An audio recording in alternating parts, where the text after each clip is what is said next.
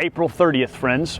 That's the date that President Trump announced yesterday, through which he's going to extend the current mitigation measures for coronavirus, which means the next 5 weeks of our lives look kind of like this, all right? So here's what I think we need to do as we take that in and respond to it. I want to suggest to you that for the past couple of weeks, this whole thing has been very front and center in all of our lives. It's March 30th today. The World Health Organization declared this a pandemic on March 11th. That's not even 3 weeks ago. I know it feels like a year since we heard about the coronavirus, but it's only been less than 3 weeks that this has been declared a pandemic. Because it's been so much in the foreground of our lives, it's kind of overwhelmed us. It's totally upended our rhythms. It's changed our whole patterns of life. Life in the city as we know it has sort of shut down in certain ways, and so it's felt very front and center. What I want to help you embrace is this.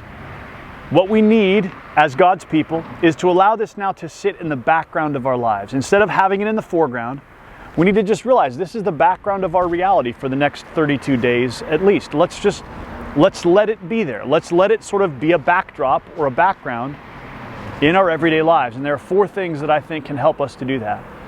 Number 1, live life.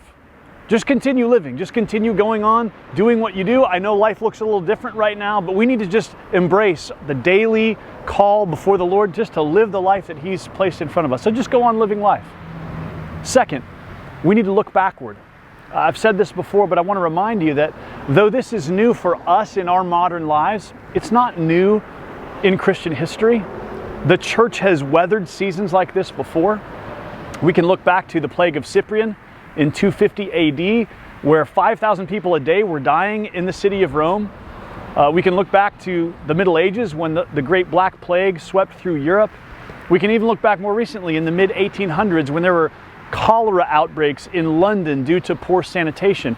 In all of these places in history, friends, the Church of Jesus Christ continued on. The church weathered these storms, and we'll weather it too. We're going to make it through this. And so our resources, our history, our tradition gives us a grounding in moments like this. Let's look backwards and let it do that. Third, let's also look forward.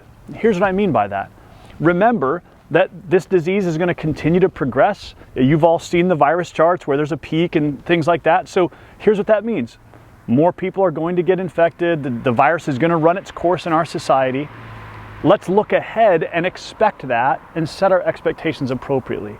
What I see the media doing a lot is all the headlines are, this many thousand people are infected now, and here's what could happen, and here's the possibilities. Let's just embrace, this is a virus pandemic. It's going to run its course. And we should have reasonable and appropriate expectations for what that will look like in the days to come. Let's not be overwhelmed by headlines. Let's not be dramatized by new numbers and new figures. Let's just look ahead and live with a sense of wise expectation that, yes, this is going to continue to grow in our city and nationally, and we'll get through it. We'll get to the other side of it. The 4th thing I want to encourage us to do is to love one another, right? This is a time when we as Christians settle into what it really means to love one another in sacrificial and self-giving kinds of ways. Many people in our church community are on the front lines of loving one another as they serve in the medical community right now in the midst of this virus. The rest of us can be on the front lines loving one another as we help out our neighbors, as we care for each other. This has to be a moment where we really lean into our calling to really express tangible, sacrificial love for one another. Now, in tomorrow's daily briefing, I'm going to give you a few instances of ways we can do that and how we want to help one another in the current moment. But for today, I just want to give you that vision of, hey, let's allow this to go from the foreground of our lives to just sitting in the background. This is the next 32 days of our lives at least. Let's settle into that and continue to live hopefully and joyfully with this reality of a pandemic sort of sitting in the background and with how it affects our lives sitting in the background. Thanks for watching.